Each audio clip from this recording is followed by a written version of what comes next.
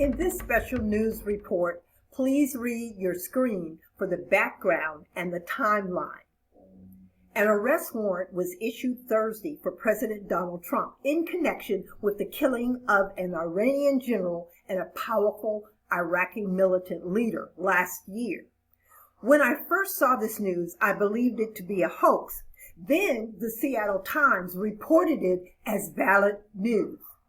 The warrant was issued by a judge in Baghdad's investigative court who was tasked with probing or investigating the Washington direct drone strike that killed the Iranian general last year. Now, this happened just outside of the Iraqi International Airport.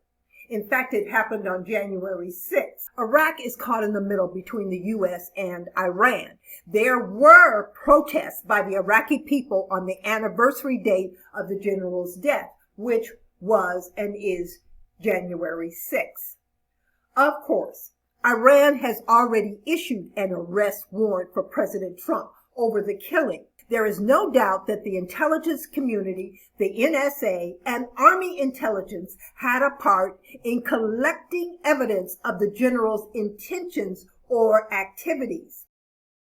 Based on the comments on this channel, there are those in Iraq who are dissatisfied with the 2003 invasion of Iraq and the U.S.'s involvement.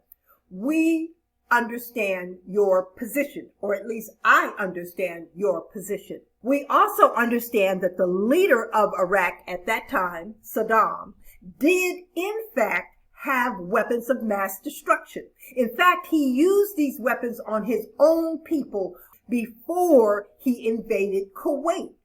And then the U.S.-led invasion occurred. Now, there's been a little bit of chatter online and even in the comment section that Saddam did not use the weapons of mass destruction.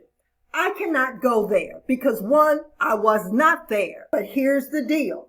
Someone used chemical weapons on a small town that is bordered with Iran. Hopefully, the Trump administration will seek permission and disclose more facts surrounding the Iranian general's demise. Until this happens, you and I must live with the fact that perhaps the Iraqis and the Iranians know more about this situation than we do.